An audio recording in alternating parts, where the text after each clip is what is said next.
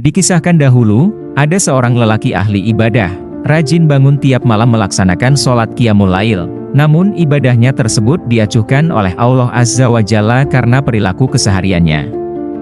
Rajin beribadah dan hampir tanpa melakukan kemaksiatan, namun Allah Ta'ala tidak meridhoinya. Mengapa bisa demikian? Apa yang dilakukannya sehingga Allah mengacuhkan doanya? Berikut kisahnya, simak hingga akhir.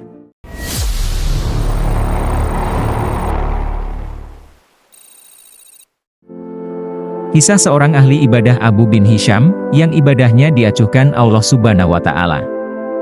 Kisah ini diceritakan oleh Imam Al-Ghazali dalam kitabnya Mukasyafatul Qulub. Dalam kitab itu disebutkan, ada seorang lelaki bernama Abu bin Hisham, yang rajin istiqomah bangun di sepertiga malam untuk sholat tahajud. Suatu malam, saat hendak berwudu untuk sholat tahajud di sumur rumahnya, Abu bin Hisham kaget dengan kedatangan sesosok makhluk.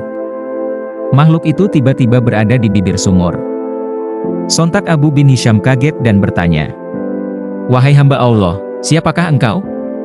Kemudian makhluk itu menjawab, "Aku adalah malaikat utusan Allah Subhanahu wa Ta'ala." Jawaban itu membuat Abu bin Hisham semakin heran, namun juga bangga.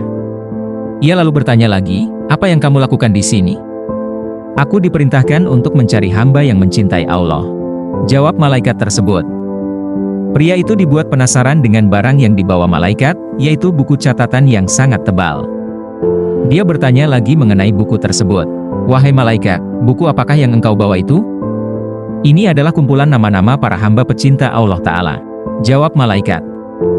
Abu bin Hisham berharap namanya ada dalam buku tersebut, dan untuk memastikannya, ia bertanya pada malaikat itu apakah namanya tercantum dalam daftar di buku tersebut. Maklum saja, Abu bin Hisham sangat rajin beribadah, sering sholat tahajud, dan bermunajat kepada Allah Subhanahu wa Ta'ala. Sayangnya, malaikat tidak menemukan nama Abu bin Hisham dalam buku catatan tersebut. Abu bin Hisham meminta malaikat memeriksa kembali buku tersebut karena mungkin namanya terlewat dari daftar. "Betul, namamu tidak ada dalam buku ini," kata malaikat. Abu bin Hisham seketika gemetar, lalu menangis sejadi-jadinya. Ia berkata dalam tangisnya, "Betapa ruginya aku yang selalu tegak berdiri di setiap malam dalam tahajud dan bermunajat, tetapi namaku tidak termasuk dalam golongan hamba pecinta Allah."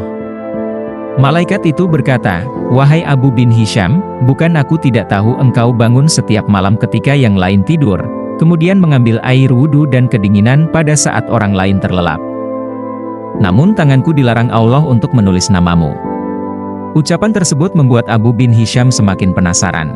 Dia kemudian bertanya mengapa Allah sampai melarang malaikat mencatat namanya. "Apa gerangan yang menjadi penyebabnya wahai malaikat Allah?"